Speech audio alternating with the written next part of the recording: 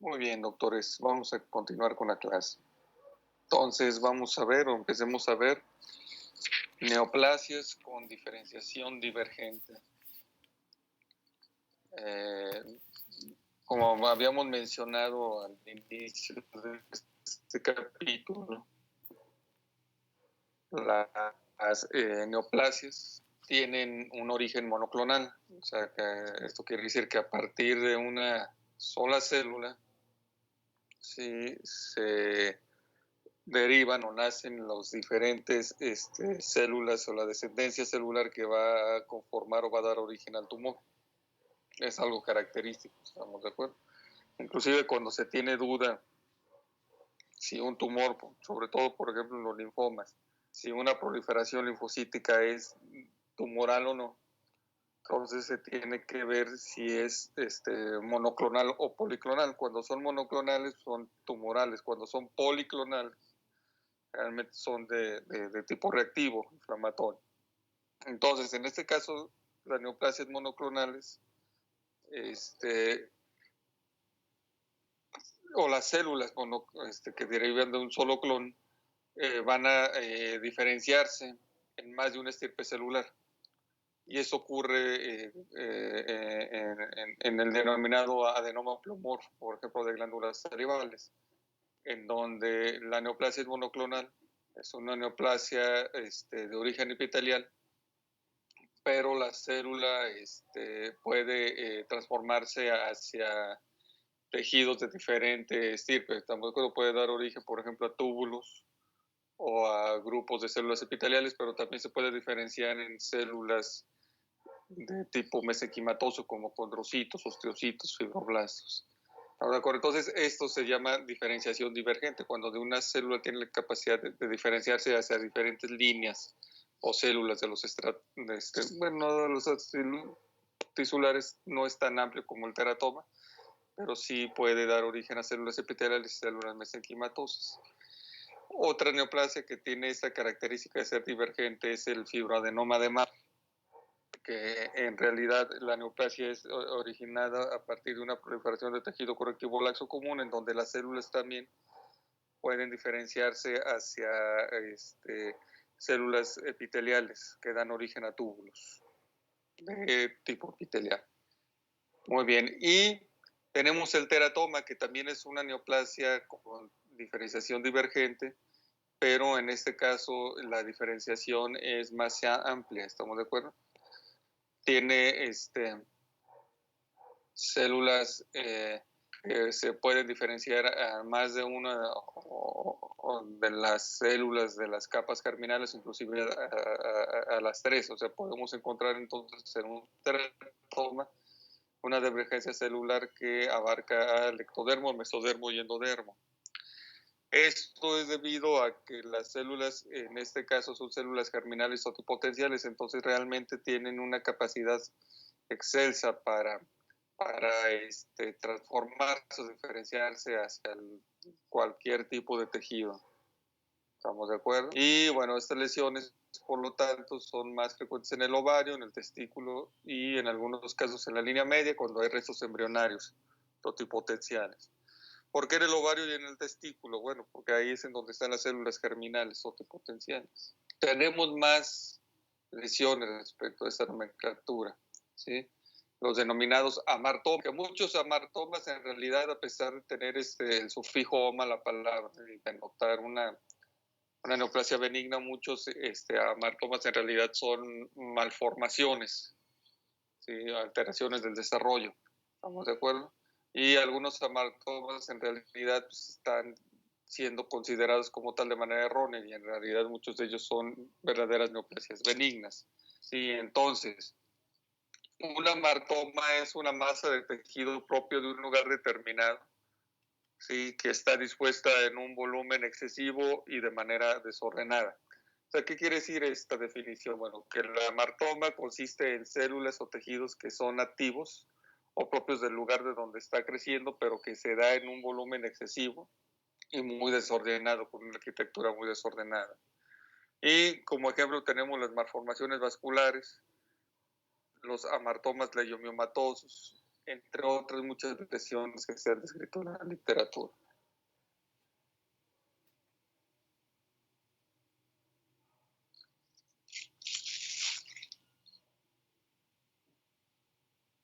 Y tenemos los coristomas. Los coristomas sí consisten en nidos o grupos, cúmulos de tejido heterotrópico o de células también heterotrópicas. Heterotropismo quiere decir que estas células, este tejido está en un sitio que normalmente no le corresponde estar. Y el ejemplo característico de esto, al menos en boca, por ejemplo, es el coristoma cartilaginoso, o sea, la presencia de cartílago en el espesor del músculo lingual. No es un sitio normalmente en donde de manera natural haya cartílago. Cuando se encuentra cartílago en esa zona, en lugar de decirle condroma, le vamos a decir coristoma cartilaginoso.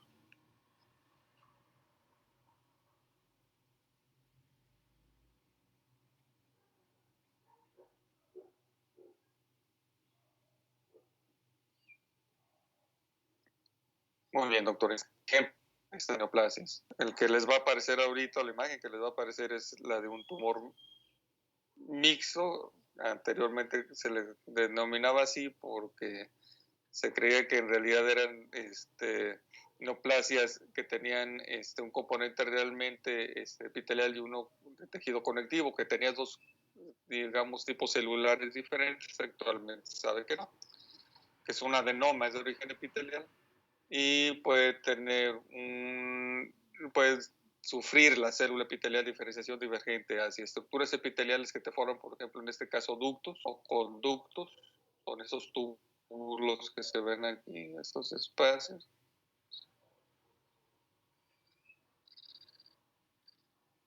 Te dan origen a células mioepiteliales, son los conductos, y te dan origen a células mesenquimatosas.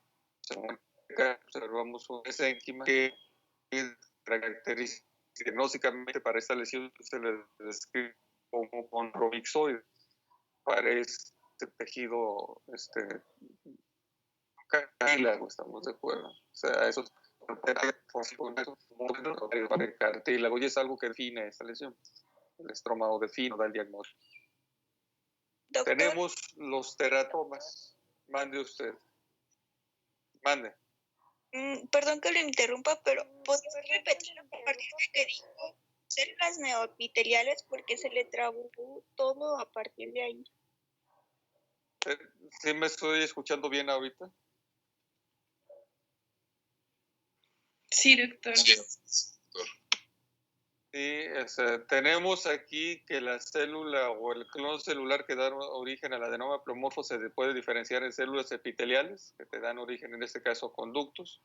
Alrededor de los conductos tenemos células mioepiteliales que tienen, digamos, características de célula epitelial y de célula de músculo liso. Y tenemos las células del estroma que pueden ser de tipo tejido de cartílago o bien puede tener el estroma también aspectos de tejido conectivo laxo, con colágeno muy delgado, de ahí el nombre que se le da al estroma de esta neoplasia, estamos de acuerdo, como condromixoide, y es lo que proporciona el diagnóstico de la lesión. O sea, en este caso siempre hay que fijarse más en el estroma que en las propias formaciones epiteliales. Y tenemos los teratomas. Sí, los teratomas también como neoplasias con diferenciación divergente, pero más amplia, debido al origen germinal del clon celular. Entonces, en este caso, los teratomas son entidades que pueden ser sólidas, un poquito quísticas, y cuando los abres, te encuentras tejidos de las tres capas germinales. ¿Estamos de acuerdo? Como ustedes pueden ver, ese es un teratoma de ovario. Contiene dientes, contiene lo que parece ser encía o parte del proceso alveolar, contiene cabello, puede contener inclusive masa encefálica, puede contener agregados pancreáticos, pueden contener tejidos de los 3 estratos germinales embrionarios. ¿Estamos de acuerdo? Ahora bien, los teratomas pueden ser bien diferenciados, como es este caso, o pueden ser indiferenciados, como es este caso, en donde tienes poblaciones embrionarias de células. Hablamos de poblaciones embrionarias porque son células pequeñas, redondas, o inclusive un poco alargadas, fusiformes, pero realmente no tienen aspecto de nada, todavía están muy embrionarias, no tienen una morfología que nos pueda ayudar a identificarles como originarios de un sitio o que están dando origen a un tejido en específico, ¿no? Tal vez están formando algunos túbulos embrionarios o conductos embrionarios, pero vamos, o sea, no se ven tejidos como en el caso anterior. A este se le llama teratoma pues inmaduro. Algunos teratomas tienen un comportamiento muy benigno, otros teratomas son neoplasias malignas. Depende mucho de su comportamiento. Y tenemos las malformaciones vasculares, como ejemplo de un amartoma, en donde en este piel tenemos acá arriba la epidermis formando esta banda amoratada que se ve acá arriba, y hacia abajo tenemos la dermis llena de esos canales o de esos espacios vasculares, casi todo repleto de eritrocitos. En este caso están vacíos, sí, y son muy numerosos. Estamos de acuerdo, aquí un incremento en el número normal de vasos sanguíneos, sí, y esto se manifiesta pues clínicamente como un aumento de volumen. Entonces aquí estamos hablando más que de un tumor, una entidad que se caracteriza por un exceso de vasos sanguíneos en un sitio donde les corresponde estar, que en este caso es la dermis. ¿Estamos de acuerdo? Y distribuidos de manera normal en gran número. Doctor.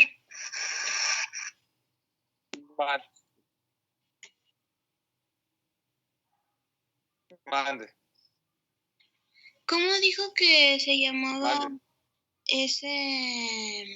lo que acaba de decir? Es una malformación vascular, una malformación arteriovenosa. Gracias, doctor. De nada.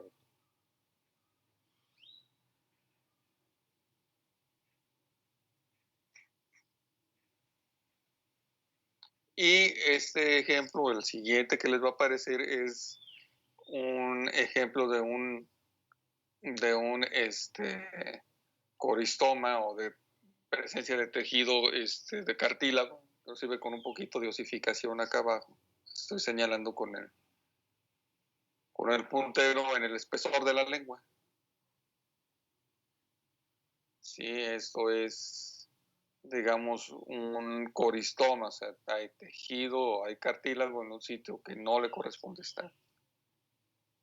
Esto, digamos, por dar algunos ejemplos, hay muchos casos y posibilidades respecto a esto. Muy bien, doctores, entonces, quiste. ¿Qué es un quiste? Aunque no viene en el libro esta lesión, lo tenemos que revisar porque los quistes son bien frecuentes en la región de cabeza y cuello, ¿sí? Y bueno, en la boca un poco más, en los maxilares. Entonces, un quiste, ¿cómo se define un quiste? Sí, bueno, la mejor definición que tenemos de quiste es la del doctor Kramer, del doctor Ivor Kramer. El doctor Ivor Kramer fue un patólogo bucal muy connotado inglés.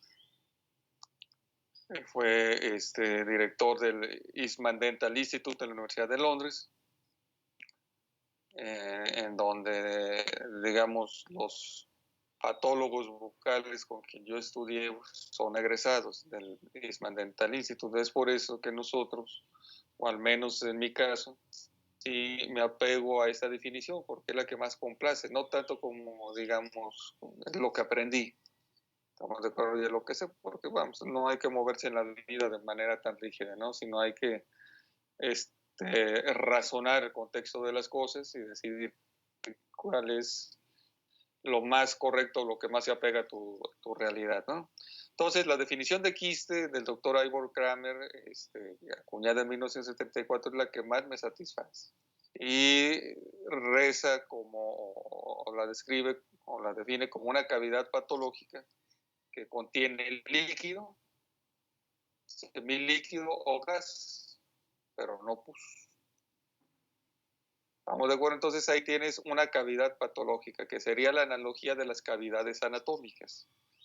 Sí, al igual que una cavidad anatómica, donde una cavidad anatómica, en este caso la cavidad patológica, tiene un contenido también, pues el líquido, semilíquido o gas, pero no pus, porque si contiene pus, entonces eso se convierte en un absceso. Así de sencilla es esta definición. Y en algunas otras partes del mundo, en algunas otras escuelas, como por ejemplo en Estados Unidos, es generalizado el concepto de la existencia de pseudoquistes. En Estados Unidos y en algunas otras partes del mundo en donde se tiene influencia de la Escuela de Patología Bucal de los Estados Unidos, ¿sí? Se considera que los quistes no revestidos por epitelio son pseudoquistes. A mí eso, digamos, no me seduce, no me causa atención, debido a que las clasificaciones de cualquier enfermedad deben ser lo más simples que se puedan, para evitar subclasificaciones que hagan complejo esto. Y entonces, los quistes para mí, tengan epitelio o no tengan epitelio, o las lesiones, vamos, en este contexto, que tengan o no tengan epitelio, son quistes. Así de simple.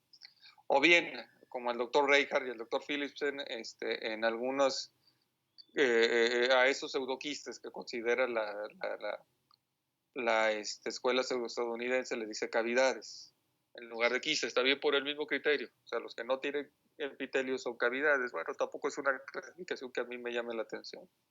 ¿De acuerdo? Para mí son quistes, todos tengan o no tengan epitelios, porque se hace más fácil la clasificación. O sea, realmente no hay un argumento que, digamos, tenga poder o tenga peso para considerar hacer una subdivisión dentro de los quistes, una subdivisión respecto a si tienen o no epitelio. Muy bien, entonces, doctores, este es un quiste. Imagínense el quiste como una pelota, como la pelota hueca. ¿De acuerdo? Vamos entonces a partir del quiste. Entonces, lo que encontramos aquí es un quiste tiene una porción muy delgada de tejido blando. Ahorita vamos a ver cómo está estructurada esta pared, esta porción. Y al centro tenemos en este caso, o se tenía un contenido semilíquido, era más bien pastoso, una mezcla de queratina con sangre, por eso tiene ese color marrón y esa consistencia pastosa, semifluida. Ahora bien, veamos cómo está estructurada, ¿sí? O cómo, digamos, está regionalizado el quiste. Y toda la parte hueca central del quiste, como digamos la parte de una pelota, vamos a extrapolar esta idea, ¿sí? Que contiene el aire de la pelota. En este caso le vamos a llamar, si lo extrapolamos al quiste, le vamos a llamar el lumen quístico, la luz del quiste.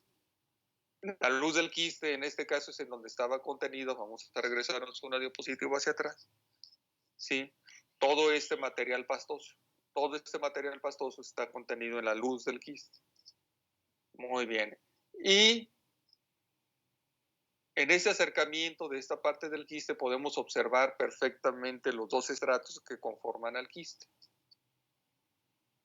Sí, por un lado hacia la periferia, sí, tapizando la cara externa del quiste, tenemos la cápsula o la pared del quiste. En este caso, esta cápsula, esta pared del quiste está constituida por tejido conectivo laxo. Y tapizando o revistiendo el lumen quístico, vamos a tener epitelio.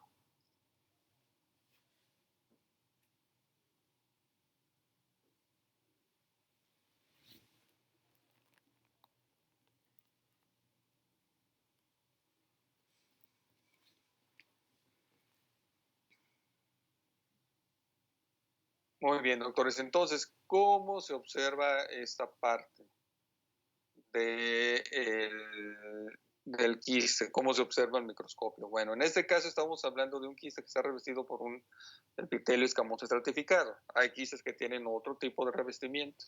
Vamos a tomar como ejemplo este. Entonces, todo esto que se observa acá de color rosa en la imagen que les va a aparecer en un momento más, tener paciencia, perfecto. Todo esto de color rosado que se observa acá de color eosinófilo, ¿sí? Es tejido conectivo laxo común. Todas estas fibras que se ven aquí o todos estos pelillos son fibras de colágeno. Tenemos acá vasos sanguíneos, ¿ve? Acá arriba lo estoy señalando. Entonces, esta es la cápsula o la pared. Y todo lo que se ve de color mamoratado, en este caso es epitelio escamoso estratificado, muy parecido a la epidermis. Voy a quitar un poquito el sonido porque hay ruido.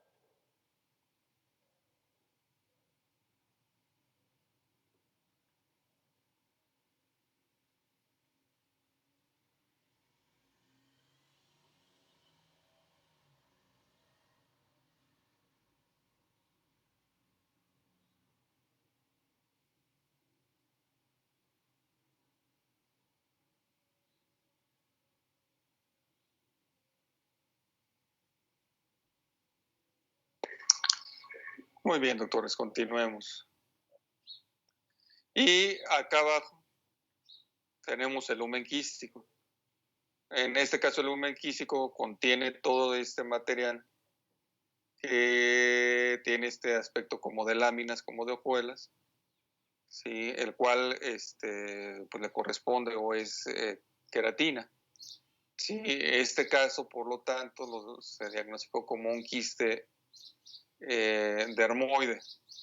¿Estamos de acuerdo? Porque digamos, este epitelio contiene anexos cutáneos. Por aquí contiene glándulas sebáceas. Y este era un quiste dermoide del piso de la boca.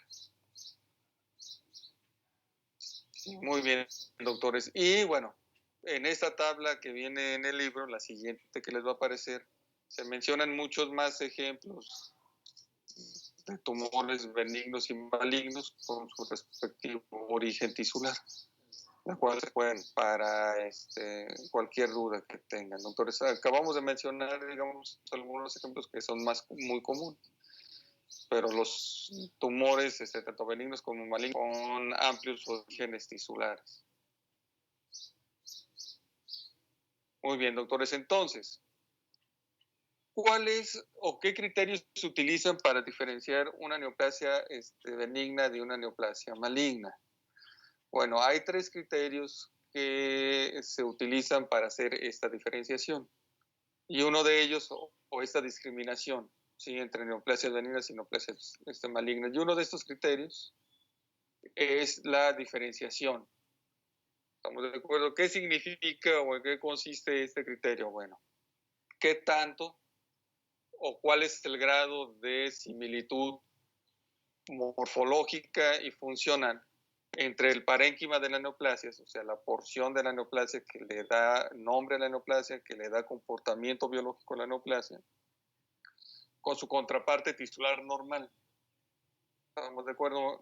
Entre más parecido sea el tumor a su contraparte normal, mejor diferenciada va a estar la lesión. Entre más se aleje de ese parecido con su contraparte normal, esa diferenciación se va perdiendo. Se va perdiendo de tal grado que puede inclusive encontrarse o llegarse a desarrollar este concepto o esta etapa de anaplasia, ¿sí? Que en el caso de la anaplasia puede ser dado de dos maneras, ¿estamos de acuerdo? Por desdiferenciación, o sea que tienes un grupo de células maduras que pierden su diferenciación y se vuelven células inmaduras. De ahí el término anaplasia. Anaplasia es retroceder, ir hacia atrás, ir en reversa. O sea, de un estado de diferenciación a un estado de no diferenciación. O bien, cuando una neoplasia está siendo formada por clones de células madres o por un clon de una célula madre, en donde este clon no desarrolla diferenciación. ¿Sí? A este fenómeno se le conoce como anaplasia, aunque hay que tener cuidado, vamos, este es en el contexto de la biología del cáncer. Ya en una situación diagnóstica, el término anaplásico se utiliza en ciertos tumores, y sobre todo cuando realmente están pero muy poco diferenciados. Pero vamos, para el estudio de esos conceptos generales de cáncer, sí hay que considerar, o de neoplasia, hay que considerar anaplasia como el grado de no diferenciación, ya sea por desdiferenciación o ausencia de diferenciación. Y conceptualmente, las neoplasias benignas siempre están bien diferenciadas. O sea, en una neoplasia benigna siempre encuentras el origen tisular o de dónde proviene la célula. El problema con la diferenciación, sí, lo tenemos en las neoplasias malignas. Sí, en las neoplasias malignas, sí, podemos tener diferentes grados de diferenciación. Sí, vean, por ejemplo, vean el siguiente ejemplo que les va a aparecer. Tenemos, en este caso, una imagen de un lipoma, o sea, de un verdadero tumor, por un lado, de tejido adiposo maduro, y por otro lado tenemos tejido adiposo normal maduro. O sea, el grado de diferenciación es tan grande aquí que discriminar entre cuál es el tumor y cuál es el tejido normal es imposible. ¿Estarán de acuerdo conmigo? ¿Por qué? Porque se ven igual, se observan igual. Estamos de acuerdo, tanto del lado izquierdo como del lado derecho es exactamente la misma imagen. Tal vez del lado izquierdo contiene un poquito más de tejido conectivo de fibras de colágeno que acá. Que en el lado izquierdo más colágeno que en el lado derecho, pero en realidad es tejido adiposo maduro. ¿Sí? Y bueno, hay un refrán que dice que los árboles no dejan ver el bosque. Bueno, en ese sentido, si lo extrapolamos ese refrán o ese proverbio en este contexto de una muy buena diferenciación, pues bueno, tú no vas a diferenciar entre un tejido normal y un tejido normal si no tienes una visión más amplia del caso. Y en este caso, o en esta situación, pues son las características clínicas de la lesión, ¿no? Son las que te dictaminarían si lo que tienes ahí es un tumor de tejido adiposo o es tejido adiposo. ¿Estamos de acuerdo? Entonces, fijarse nada más en el detalle celular no te da el diagnóstico si no tienes una visión más amplia de todo el contexto de la enfermedad. ¿Sí? Y en el caso de las neoplasias malignas,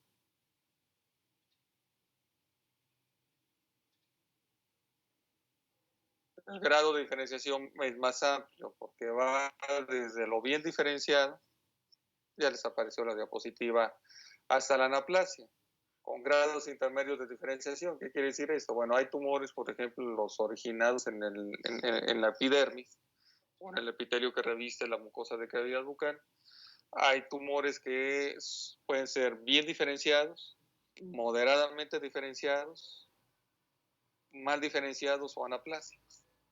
¿Estamos de acuerdo? Entonces depende mucho del tipo de neoplasia, puedes tener diferentes grados de diferenciación. Por ejemplo, lo que les va a aparecer en imagen, ahí está como imagen. Este es un corte histopatológico de una lesión que se le da el nombre de carcinoma verrugoso.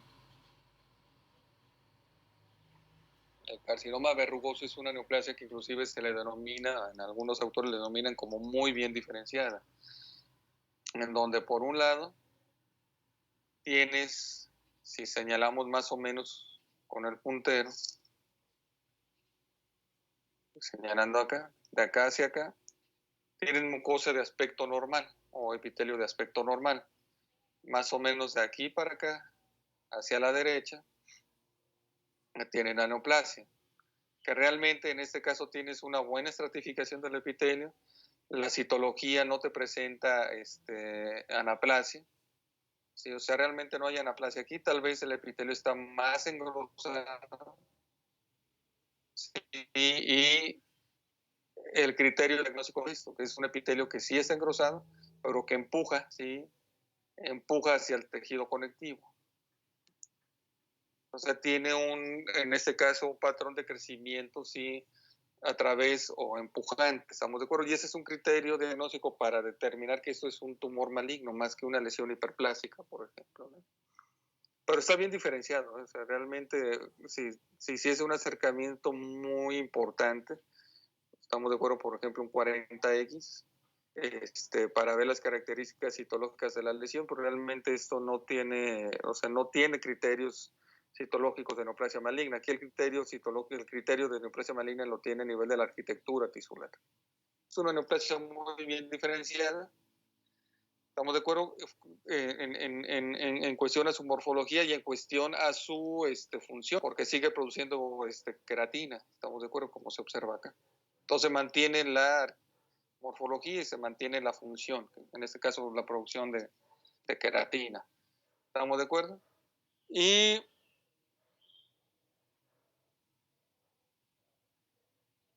bueno, en este caso, carcinoma verrugoso sería muy raro que ocurra eso, pero puede haber otras neoplasias malignas muy bien diferenciadas que, como les acabo de mencionar, cuesta trabajo establecer si eso realmente es benigno o maligno, pero vamos con ciertas características clínicas o microscópicas que se han reportado en la literatura, tú puedes establecer que eso es maligno en algunos casos, porque se tiene el historial de que estas lesiones, a pesar de tener esa buena diferenciación, son lesiones que pueden infiltrar localmente y causar metástasis. O sea, tienen las otras dos características de la neoplasia maligna. ¿Sí? Entonces, por eso a veces tumores que parecen muy inocuos se les da se les da el diagnóstico de neoplasia maligna, porque se tiene experiencia de estas dos últimas características. Muy bien. Y luego tenemos carcinomas de células escamosas. Bueno, de hecho, el carcinoma verrugoso es un carcinoma originado en epitelio escamoso estratificado. Y luego de ahí nos bajamos hacia pérdida de diferenciación. ¿Estamos de acuerdo? O anaplasia. Tenemos carcinomas de células escamosas que pueden ser bien diferenciados, pero ya totalmente invasivos, como es este caso, y destructores. ¿Sí? Vean cómo todos esos islotes de epitelio están invadiendo la capa muscular, en este caso de la lengua. ¿Sí? Morfológicamente todavía las identificamos como células de epitelio escamoso estratificado, y funcionalmente también porque está produciendo queratina y tenemos una perla de queratina.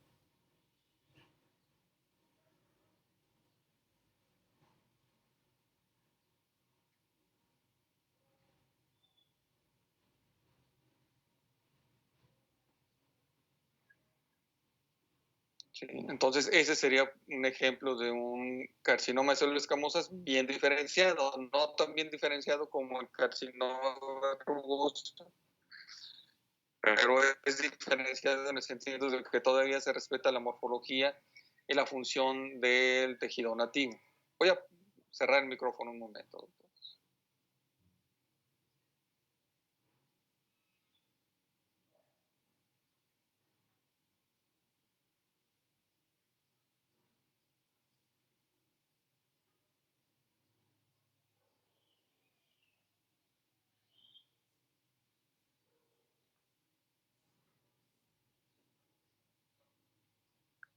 Muy bien, doctores. Y luego de ahí nos vamos en este caso, a los carcinomas, ¿sí? Con un grado intermedio de diferenciación.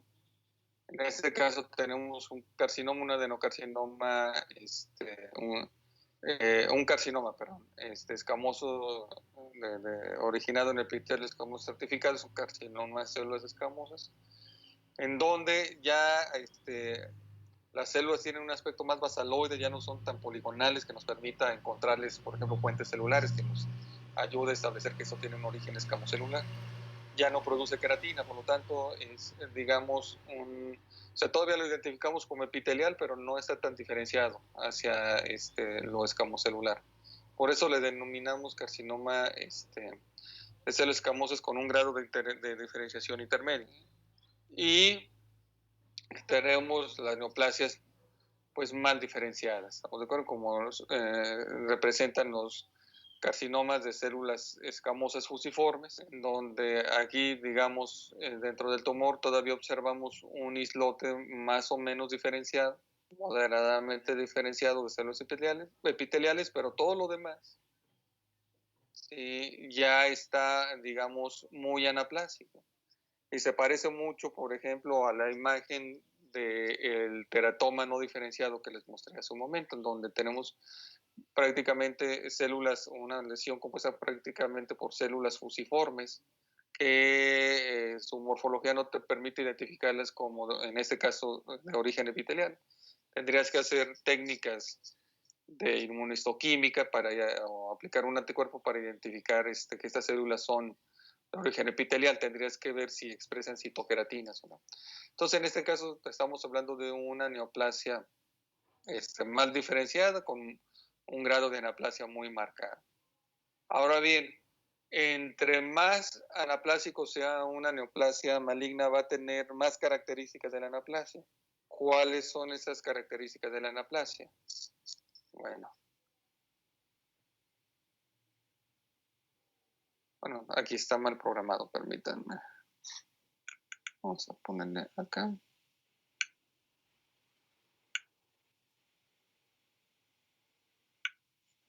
Vamos de acuerdo, muy bien, regresemos. Entonces, ¿cuáles las características o cuáles son las características morfológicas de las células anaplásicas? Bueno, una de ellas es el pleomorfismo. Sí, el pleomorfismo significa que en una población o en un clon celular neoplásico tienes células con diferente forma, tanto de su citoplasma, de su contorno citoplasmático, como aquí, por ejemplo, tenemos una irregularidad muy marcada respecto a la forma tanto de los núcleos como de las células. Tenemos células muy irregulares en sus contornos, con diferentes formas. Tenemos en este caso ovoides aquí con contornos irregulares. ¿Sí? Podemos tener células alargadas. Dentro de un clon celular sí se considera como una característica de la anaplásica. Normalmente las células, tanto normales como de las células de las neoplasias benignas o de los tumores malignos bien diferenciados, tienen formas más o menos similares. Más o menos similares, ¿estamos de acuerdo? Si hay pleomorfismo, entonces estamos hablando de anaplasia. Anisocitosis, células con diferente tamaño, ¿sí? Tenemos aquí una célula con este tamaño, tenemos unas células un poquito más grandes, tenemos células más pequeñitas, ¿estamos de acuerdo? Entonces, la anisocitosis, células con diferente tamaño, también es una característica de la anaplasia. La anisonucleosis, núcleos con diferente tamaño. ¿Estamos de acuerdo? Tenemos núcleos chiquititos, núcleos grandes, en este caso, núcleos múltiples, como es este caso. Sí, anisonucleosis, núcleos con diferente tamaño entre las poblaciones, entre los clones neoplásicos. Tenemos una relación núcleo-citoplasma mayor a 1,4 a 1,6. O células que tienen eso, que se rompe, digamos, este rango entre el 1,4 y 1,6. ¿Esto qué quiere decir? Que tienes un núcleo, una porción de núcleo por cada 4 o por cada 6 porciones de citoplasma. O sea, siempre tiene que haber más citoplasma que núcleo. ¿Estamos de acuerdo? Entonces, en algunas neoplasias podemos tener inclusive células que llegan a tener una relación de 1 a 1, o sea, uno de citoplasma por uno de núcleo. Pues eso es anormal.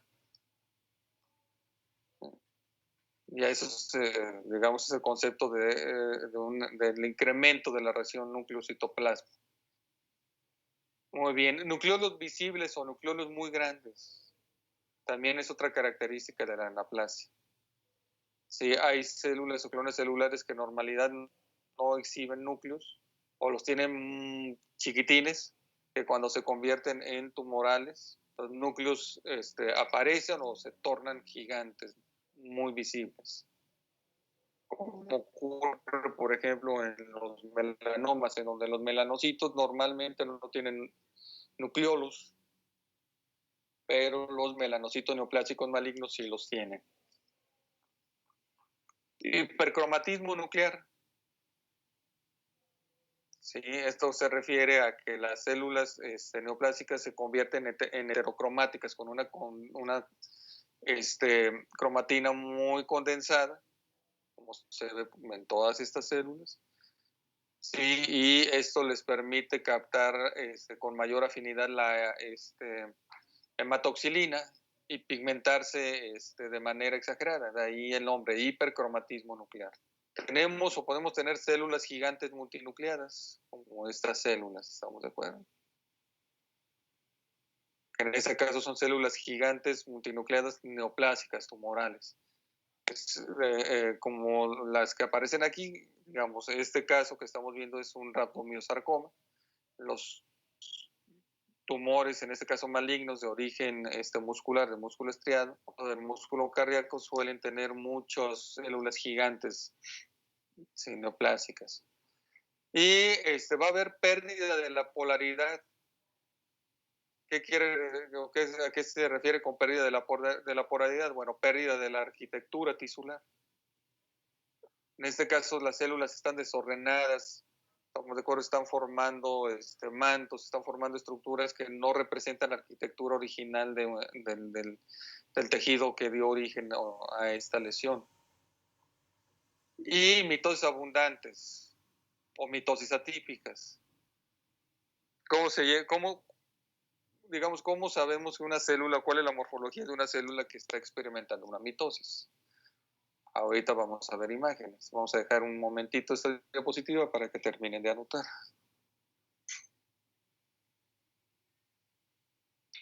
Doctor, mande. ¿Podría por favor repetirme el concepto de anisocitosis y anisonucleosis, por favor? Anisocitosis significa una población celular en donde tiene diferentes tamaños de células. Y la anisonucleosis, diferentes tamaños de núcleos entre las células.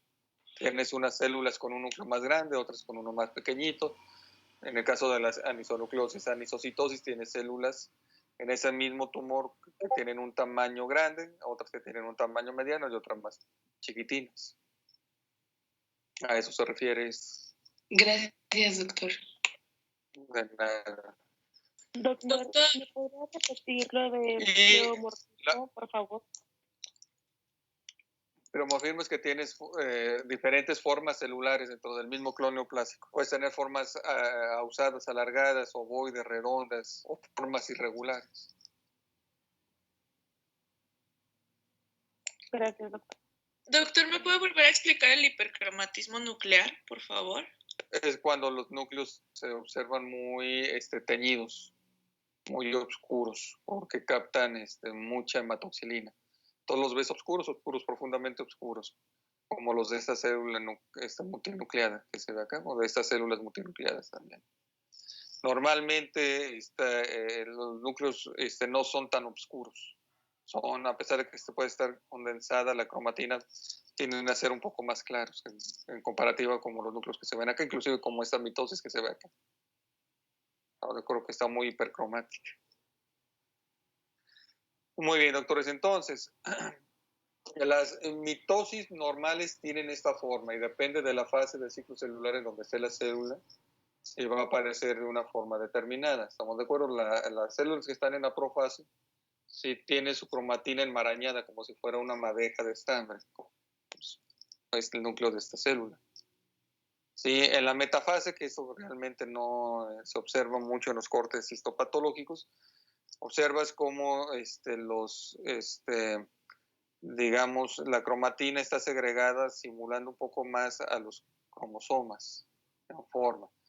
La anafase es cuando tienes el uso mitótico ya polarizado. Esto también lo podemos observar en los cortes histopatológicos. La telofase es cuando ya tienes la separación de las dos células, que también lo podemos observar. O sea, lo más común que observamos de mitosis en una neoplasia es con estas tres, la A, la C y la D, como mitosis normales, que en un tumor maligno pueden estar incrementadas en número.